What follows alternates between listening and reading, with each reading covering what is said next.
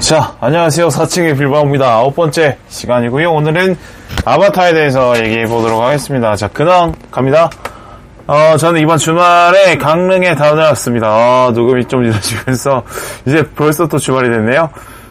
강릉에 왜 다녀왔냐면 같이 대학 시절에 동아리를 했던 친구들, 형들 만나러 다녀왔습니다. 날씨가 너무 좋더라고요. 하늘이 높고 바람이 상쾌하고 햇살은 따스해서 정말 놀러 다니기 좋았습니다. 그것보다 친구들을 오랜만에 만나서 되게 좋았는데, 오랜만에 봤지만은 어떤 대학 시절에 대한 추억으로, 오랫동안 못 만났던 시간이 전혀 어색하지 않고 좋았어요. 그래서 서로의 각자 현실이 많이 달라져 있는데, 대학 시절보다는. 그에 대해서 얘기하지 않고 그냥 옛날 얘기하면서 옛날 서로 놀리면서 즐겁게 얘기하지 않았나. 그래서 즐겁웠다는 생각이 듭니다. 그리고 8년 전에 제가 동아리에서 연애를 하고 있었는데 전 여자친구를 계속 말하면서 놀리길래 계속 누가 놀리는데 받다 보니까 적응이 되더라고요. 예, 그래서 충분히 옛날 생각 많이 했던 것 같습니다. 네. 그래서 너무 좋았고, 또 오고 가는 길에 보았던 풍경들이 너무 좋았습니다. 그래서 강원도가 너무 좋다, 이런 마음. 강원도가 정말 산도 있고 바다도 있고, 또 알게 모르는 그 깊은 산 속에 미지의 세계도 있고, 퍼렇게 펼쳐진 정말 그런 바다도 있어서, 그리고 또 시원하잖아요, 강원도가. 그래서 저는 개인적으로 제주도보다는 강원도가 좋다, 이런 말씀 드리고 싶네요. 그리고 하나 이번 강릉 갔다 오면서 느낀 건데, 적절한 어떤 시공간의 거리가 인연을 건강하게 만들어준다, 이렇게 생각이 들었습니다. 너무 가까이 오래 붙어 있으면 오해가 생기게 되고, 선을 넘게 되고, 예의를 어기게 되고, 이러면서 또 싸우게 되고, 그러는 것 같아요. 지나가 보면은 별거 아닌 것들로도 감정이 상할 수 있게 된다는 게 너무 오래 붙어 있어서 그런 게 아닐까, 이런 생각을 해봅니다. 가을은 정말 여행의 계절인 것 같고, 여행 꼭 가셨으면 좋겠습니다. 네, 너무 좋았고요. 일단, 그 정도 하고, 아바타 이야기 해보죠. 사실 아바타를 저는 사실은, 옛날에 좀 보고, 기억이 안 났다가, 이번에 다시 봤는데, 전반적으로 좀 힘들게 봤습니다. 영화 자체를. 그러니까 영화가 못 만들었다라고 생각하지 않는데 저한테는 좀 힘들었어요. 두 가지가 그러는데 일단 이야기 자체가 너무 좀 단선적이어서 재미없었고 너무 좀 인물에 대한 해석이나 평가도 너무 좀 서구적이다. 예, 이런 시각이 좀 불편하게 느껴졌습니다. 물론 권선징악 이야기로 보면 단순하게 이야기로 보면 좀 재밌게 볼 수 있다고 생각이 들었고요. 그 다음에 3D로 보는 게 너무 힘들었어요. 이게 뭐냐면 이제 저는 사실 그냥 IMAX인 줄 알고 보러 갔는데 IMAX 3D라더라고요. 그래서 저는 안경을 쓰고 갔는데 안경을 하나 더 쓰고 봐야 했습니다. 그게 너무 힘들었어요. 일단은 그 귀 부분에 너무 많은 압박감이 있었고, 또 3D가 이게 진짜 제가 지금 현실을 보는 것처럼 3D로 볼 수 있는 게 아니라 그냥 2D 화면을 레이어를 나눠서 앞에 있는 거를 앞에 보여주고 이렇게, 그러니까 2D를 여러 장 놓는 듯한 방식으로 진행되는 3D여가지고 이 3D가 무슨 의미가 있나 이런 생각이 좀 들었고, 괜히 이제 이 적응이 안 되는 거예요. 이 앞장과 뒷장 간의 빈 공간에 인식이 되다 보니까 이게 좀 힘들었습니다. 차라리 이게 좀 적응하는데 좀 힘들었어요. 예, 물론 이른 아침이어서 그랬을 수도 있겠지만요. 저 개인적으로는 사실 영화관의 테두리가 눈에 들어오는 거를 좋아하거든요. 예, 어차피 저는 영화 속의 세계에 들어가는 건 아니고 영화를 보고 있다는 것 자체를 좀 인식하는 거를 좋아하는 것 같습니다. 각종 특별관들 4DX, IMAX, IMAX가 엄청 큰 용화맥, 왕화맥, 천화맥 이런 것들, 글쎄요, 저는 자리가 나면 보러 가지만 꼭 반드시 거기서 봐야 돼, 그런 건 아닌 것 같습니다. 그러니까 스크린이 인간의 시야 자체를 대체하려고 하는 시도들인 것 같아요. 3D나 4DX나 이런 것들요. 글쎄요, 뭐 저는 뭐 그렇게 대단하다고 뭐 그렇게 좋아 보이진 않습니다. 네. 왜냐면 영화는 물론 대신 체험하게 만들어주는 미디어가 맞죠. 그러니까 제가 나비족이 돼서 그 나비족이 사는 행성에 가볼 수 없는 거고, 뭐 2차 세계대전을 제가 경험할 수 없는 거고, 탑건처럼 제가 파일럿이 돼서 F-18을 탈 수 없는 거니까요. 근데 그렇게 체험만 따지고 보면 실제 경험하는, 그러니까 내가 살면서 나의 몸뚱아리로 느끼는 그 감각을 대체할 수 있을까요? 저는 아무리 기술이 발전해도 그건 불가능하지 않나라고 생각이 듭니다. 그러니까 제가 아무리 교통사고를 많이 봐도, 교통사고 장면을 많이 봐도 제가 직접 겪은 교통사고만 할까요? 그건 그러지 않을 것 같고요. 아무리 사랑 영화를 많이 봐도 제가 겪은 이별의 감정만큼 느낄까요? 절절할까요? 아닌 것 같아요. 영화관이 요즘에 들어서 스스로의 가치를 너무 체험 위주로, 스케일 위주로 가는 게 좀 아쉽습니다. 영화의 진짜 좋은 영화들은 작은 화면으로 봐든, 뭐 좀 작은 영화관에서 보든 더 재밌다고 저는 생각을 해요. 네. 영화는 현실을 흉내낼 뿐 현실이 아닌데, 그 현실이 아님을 계속, 그 현실과 영화 사이에는 분명히 무너질 수 없는 벽이 있다고 저는 생각을 하는데, 그걸 계속 무너뜨리려고 하는 것 같습니다. 저는 오히려 영화와 현실이 만나는 부분, 닿는 부분은 영화를 보고 나서 영화에서 느낀 어떤 생각들, 감정들, 그런 것들 때문에 현실이 달리 보일 때, 아니면 좀 내 마음이 바뀔 때, 이런 게 진짜 그냥 영화와 현실이 만나지 않을까, 만나는 게 아닐까 생각이 들어요. 영화가 있고 현실이 있고 관객이 있다면 언제나 그 중심에는 관객이 있어야 된다고 저는 생각을 하는데, 이게 이 IMAX 3D 이런 것들이 뭔가 이 영화와 현실 사이에 그 아예 인간을 없애는 느낌으로 좀 와닿았습니다. 뭐 과대망상일 수 있습니다만은 저는 뭐 IMAX 3D를 보면서 이런 생각이 많이 듭니다. 사람은 왜 이런 말씀을 하냐면, 사람은 상상을 통해서 얼마든지 현실을 잊고 자신의 세상을 만들 수 있는 그런 위대한 존재지 않습니까? 인간의 위대함은 저는 거기서 나온다고 생각하는데, 사람은 음악을 듣고서도 전율을 느끼고, 소설을 읽고서도 전율과 감동을 느끼고, 그리고 애니메이션, 그냥 그림일 뿐인데도 그걸 현실처럼 더 느끼기도 해요.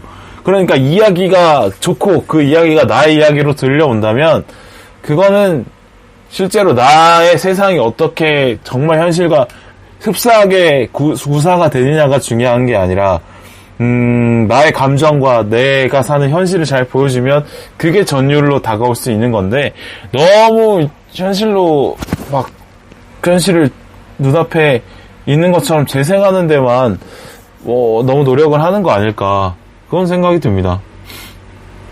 그러니까 그런 거가 있겠죠.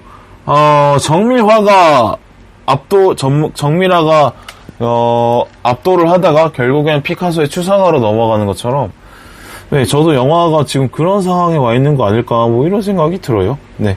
어차피 영화는 현실의 시간, 너무 긴 시간 동안 이어진 이야기를 2-3시간으로 줄이는 것이기 때문에 애초에 현실과는 같아질 수 없다, 이렇게 저는 생각을 합니다. 영화관은 영화를 제대로 느끼게 해주는 이유는 스크린이 커서도 아니고, 음향이 빵빵해서도 아니고, 관객이 살고 있는 현실로부터 떨어뜨려 놓기 때문이라고 저는 생각을 하거든요. 영화관이 주는 암흑, 그리고 차음 효과, 그리고 핸드폰을 사용 못하는 거, 그리고 나의 엉덩이가 의자에 붙어 있어야 된다는 거. 그러니까 영화를만 보게 만들어주는 그 어떤 차단, 현실로부터의 차단, 그게 영화를 영화관에서 볼 때 집중하게 만들어주는 것이지, 영화관의 어떤 화려한 스케일 때문에 영화에 집중하는 건 아니다라고 생각을 합니다. 아무리 IMAX 3D를 봐도 핸드폰을 본다면 뭐 무슨 의미가 있을까요? 네, 그렇다고 생각이 들고요. 그리고 중요한 건, 영화는 아무리 스케일이 중요하다고 해도 디테일이 잘 쌓여져 있는 그런 이야기가 더 중요하다, 이렇게 생각을 합니다. 그러니까 이야기의 구조가 잘 만들어져서 건축물처럼 싹싹싹싹 올라가는 얘기든지, 아니면 감성을 잘 건드리든지, 그런 것들에 더 집중을 해야 되지 않을까 생각을 합니다. 그러니까 오래된 명작들이 새로 나오는 망작들보다는 당연히 때깔이 안 좋지만 당연히 명작을 사람들은 더 선호하고 명작을 볼 이유가 훨씬 많은 거죠. 때깔이 중요한 게 아니라 본질이 더 중요하다 이런 생각을 IMAX 3D를 보면서 해봤고요. 너무 눈이 피고 했어요. 저는 2D가 좋습니다. 예, 그렇고요. 다음에 IMAX 아바타를 보면서 좋은 판타지란 뭘까 한번 생각을 해봤어요. 판타지는 저는 이렇게 정의하고 싶은데, 판타지는 결국엔 인간의 세계와 인간의 겉모습을 키우고 확장한 것이다. 확대하고 과장한 거다. 이렇게 생각을 해요.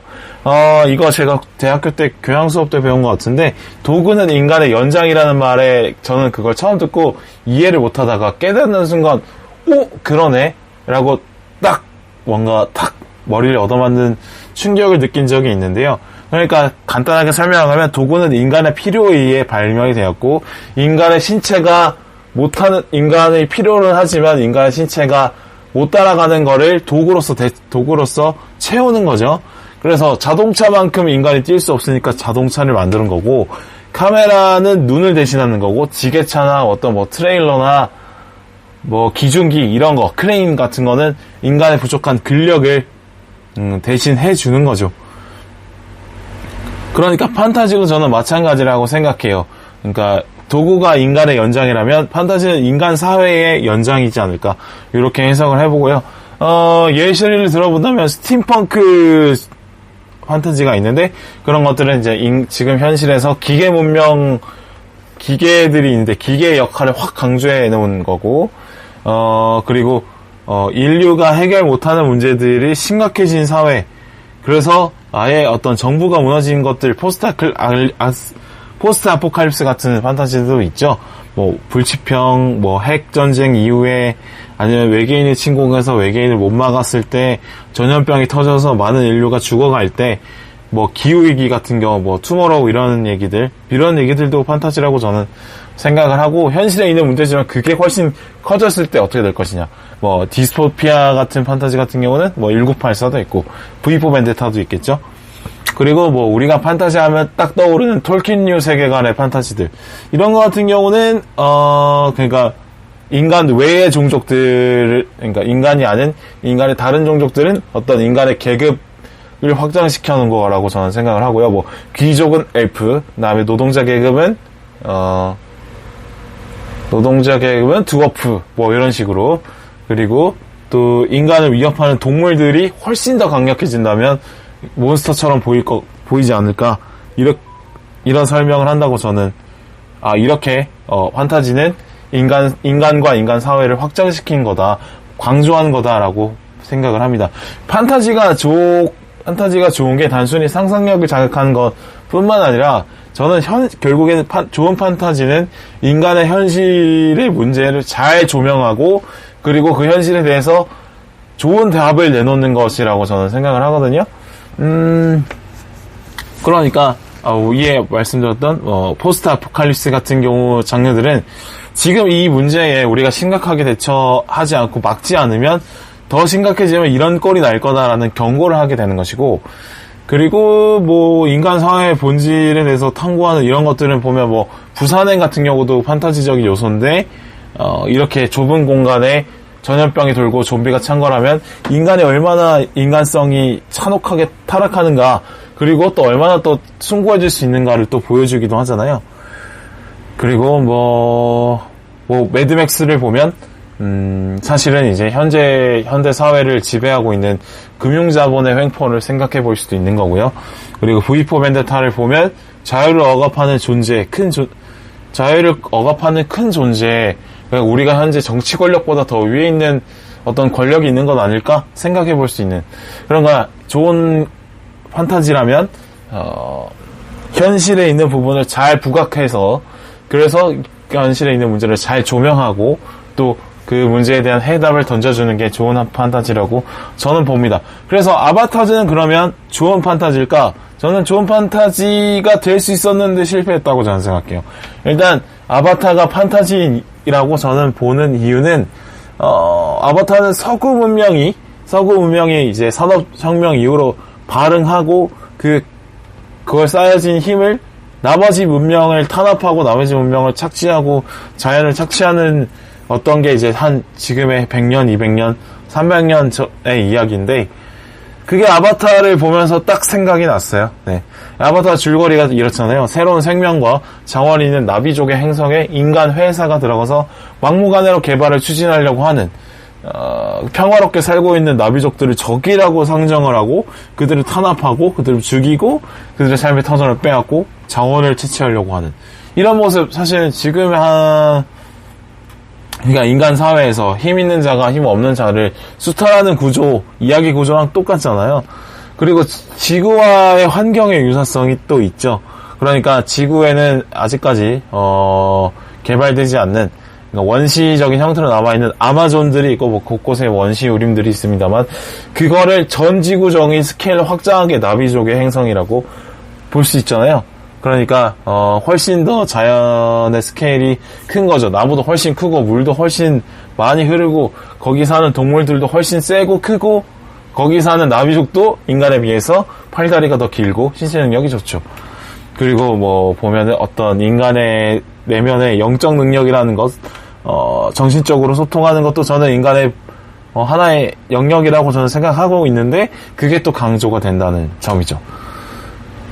그러니까 좀 더 인간의 몸 그리고 인간의 몸과 자연 그 세계를 훨씬 강렬하게 펼쳐놓은 게 나비족의 행성이라고 볼 수 있는데 그런 나비족의 행성을 과학기술 문명을 무기 삼아서 착취하려고 들어가는 게 이제 아바타의 이야기인 것 같습니다. 그렇다면 판타지라고 볼 수 있겠죠? 지구와 인류 사회를 잘 확정하고 잘 강조했으니까요. 그리고 그 세계를 보면서 사람들이 매력적으로 느꼈기 때문에 충분히 좋은 판타지가 될 수 있는 세계관을 마련을 했다고 봅니다. 그러나 그 아바타의 이야기가 사실 저는 좀 마음에 들지 않았어요. 아까도 말씀드렸지만 그냥 조금 뭐 둥글둥글하게 보면 뭐 나쁘지 않은 그냥 권선징악 이야기니까 영웅이 탄생하는 이야기니까 그냥 그렇게 그러니 볼 수 있는데 이제는 그렇게 보기에는 좀 어려운 것 같아요. 그러니까 인간의 무리한 탐욕은 문제고 막아라라는 메시지는 공감을 하지만 이거 자체가 너무 자기반성적이고 옛날부터 나오는 얘기인 것 같아요.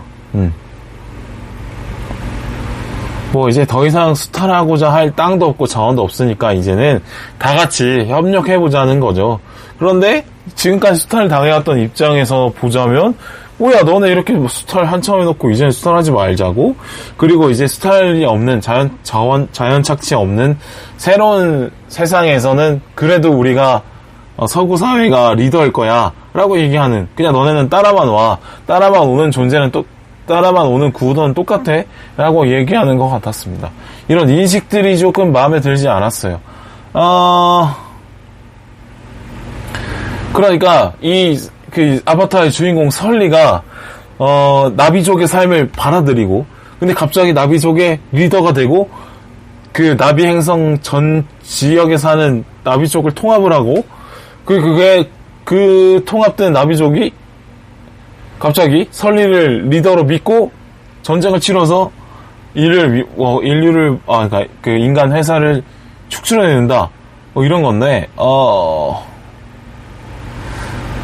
근데 갑자기 왜 그래요 뭐 주인공이 정의로운 존재로 설정하는 게 사실 편하긴 하죠. 주인공이 만약에 악이었다 주인공이라면 왜 나쁜 인간을 주인공으로 우리가 삼아야 되는지를 설명을 더 해야 되고 또 이야기를 좀 더 논리적으로 짜야 되는데 권선징악이라는 뭔가 거부할 수 없는 강력한 테마가 있으니까 이야기를 좀 논리적으로 짜지 않아도 되는 그러니까 그냥 이런 선택을 해낸 것 같아요. 네, 너무 좀 아쉬운 부분이고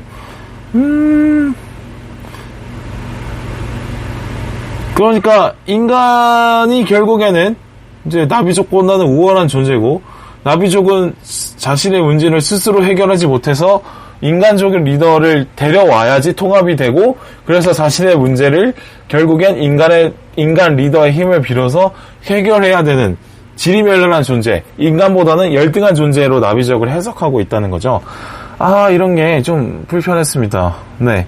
그러니까 제가 동양에서 살아서 동양인이기 때문에 그게 더 불편하게 보였을 수 있는 것 같은데요. 그래요. 뭐 지금은 서구 사회에서 환경 문제가 심각하다고 하고 계속 이제 자원 그만 쓰자, 탄소 배출 그만하자, 핵 개발 하지 말자 이렇게 계속 얘기하고 막 발발 떨고 있는데, 그런데 이거는 결국에는 이렇게 지구가 이렇게 흘러온 이유가 200~300년간의 어떤 탄소를 배출을 열심히 해낸 서구 사회의 서구 사회 때문인데, 그런데 이제 새로운 어떤 기준이 필요해. 새로운 뉴노멀이 필요해. 그리고 그 리더는 여전히 유럽일 거야, 미국일 거야 라고 얘기하는 것 같아서, 여전히 미국과 유럽의 지도를 잘 따라와, 알겠지? 나머지 세계들아 라고 얘기하는 것 같아요. 그걸 할리우드의 자본력을 통해서 얘기하는 것 같아서 전혀 유쾌하게 볼 수는 없었습니다.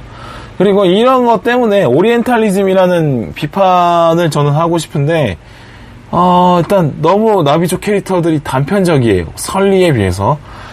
저는 왜 아직도 네이트리가 설리를 좋아하게 되는지 잘 모르겠어요. 그냥 어느 순간 같이 다니다 보니까 좋아하게 되는 것 같은데, 그게 뭐, 글쎄요, 왜 그렇게 될까요? 네이트리는 당연히 설리가 분명히 자기 종족을 해칠 만한 행동을 할 수 있는 인간임을 알민데도 왜 좋아하게 되는지 정확하게 설명되지 않았다고 보고, 그래도 남녀 간에는 사랑이라는 불꽃이 튈 수 있으니까 그러려니 하는다고 쳐도, 찌탱이는 왜 설리를 죽이지 않는지, 그리고 설리가 토르크 막도가 되는데 왜 그렇게 받아들이는지, 이것도 사실 제대로 설명이 되지 않습니다. 그냥 토르크 막토가 되니까 토르크 막토다, 그럼 무조건 받아들여야지, 이렇게 되는 거예요. 그러니까 토르크 막토라는 존재를 상정할 수는 있는데 왜 설리가 토르크 막토가 돼야 되는지에 대한 정당성은 설명이 안 되는 거죠. 그냥 데우스 엑스 마키나로 그냥 써서 이야기를 그냥 쉽게 전개해버리는 건데, 이런 게 설명이 안 되고 그냥 백인 남성이 갑자기 나비족의 리더가 된다? 이거는 좀 너무 서구 우월주의적인 시각 아닌가? 그런 생각이 들고, 또 나비족 사회에 대한 설명을 너무 그냥 뭐 영적인 존재, 주술사의 마음, 거대한 나무의 힘으로 통합이 된다라고 얘기하기에는 너무 단순하지 않아요. 지적인 존재라면 그 안에 당연히 다양한 생각들이 존재하고 갈등이 존재하고, 또 그 다양한 갈등을 통합하기 위한 어떤 수많은 과정들이 있어야 되는데, 이렇게 쉽게 통합이 된다고? 그러면 너무 나비족의 지적 수준을 단순하게 보고 낮게 보는 거 아닙니까? 저는 그렇게 생각합니다. 그러니까 너무 나비족의 모습들을, 나비족의 모습과 생각을 단순하게 처리를 해버렸어요. 이게 정말 좀 불편하고요. 이런 게 결국에는 이제 우월한 위치에 서 있는 집단 혹은 사람이 열등한 위치에 열등한 집단을 볼 때 그런 시각들로 많이 보거든요. 그러니까 꼰대들이 아랫세대를 볼 때 그냥, 야, 너네는 이렇지 않아? 이래야지. 그러니까 뭐 이렇게 단순하게 생각을 해버리는 거죠. 자신보다 열등한 존재에 대해서 인간은 많은 정보를 수집하려고 하지 않습니다. 많은 노력을 하려고 하지 않아요. 왜냐면 나보다 힘이 없는 존재니까 뭐 위협이 될 수도 없을 거라고 생각하죠. 위협이 되지 않는 존재에 대해서 굳이 내가 정보를 습득하기 위해서 노력을 할 필요는 없다는 거죠. 어떻게 경제적인 선택을 한다는 거죠.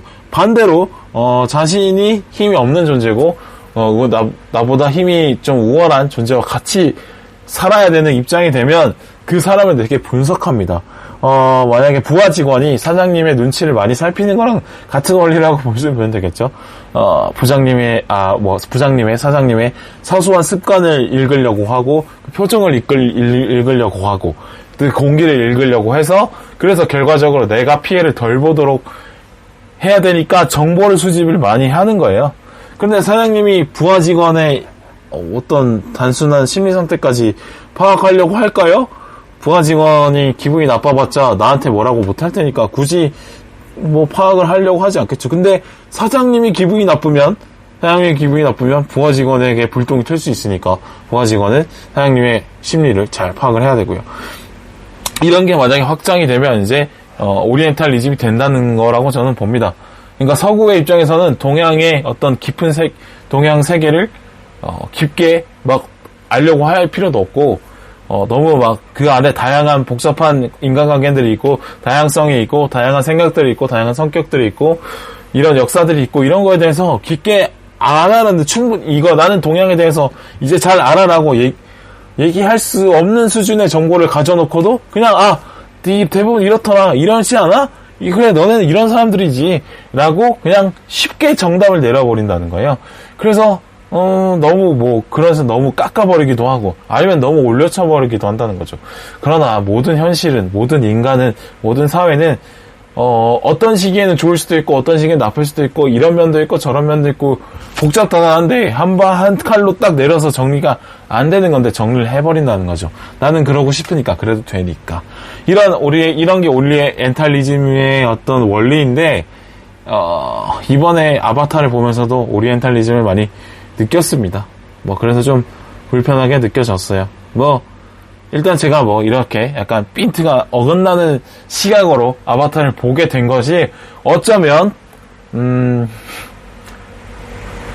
이게 다 3D 안경 때문일 수도 있겠다. 이런 생각을 해보는데, 3D 안경 때문에 뭔가 눈이 피곤하니까 이 영화 자체도 삐딱하게 보게 된 것 같은 그럴 수도 있습니다. 사실 이 아바타 단순하게 보면 그렇게 나쁜 메시지도 아니죠. 자연 포기하지 말자는 거고 무분별한 침략하지 말자는 거고 권리를 존중해주자는 거고 평화로 나아가자는 거니까 이거 좋은 결론은 맞잖아요. 근데 이게 그 안에 내용들이 너무 이제 비어있다고 느껴지다 보니까 비말로 하는 칭찬처럼 공허하게 느껴진 건 어쩔 수 없는 것 같네요. 네, 아바타 저는 이렇게 봤고요. 차라리 메시지를 빼고 체험 영화로 만들었다면 좋았겠다는 생각이 들고 아니면 아바타 그래 야 3D 영화 최초 3D 영화 체험해봐 이런 새로운 세계라고 만들었는데 제가 삐딱하게 봐서 그럴 수도 있습니다. 어쨌든 그래도 꼭 볼만한 영화라고 생각이 들고요. 재개봉했으니까 요새 영화관에 딱히 볼만한 것들이 없는데 아바타 개봉한 게 13년 전이죠. 그래서 보셨던 분도 안 보셨던 분도 볼만한 가치는 있다고 저는 생각을 해봅니다. 그리고 이 영화에 쿠키가 있는데 이제는 바닷속으로 가는 이야기 같더라고요. 그래서 저는 그래도 그러니까 새로운 스케일로 펼쳐진 어떤 해양 액션인가요? 기대를 해보고 싶긴 하겠습니다. 이 편이 나와도 저는 볼 텐데 메시지가 좀 더 다듬어져서 나오고 이야기도 좀 더 다듬어져서 나왔으면 좋겠다 이런 생각이 듭니다. 네, 이번 녹음 여기까지 하겠습니다. 감사합니다.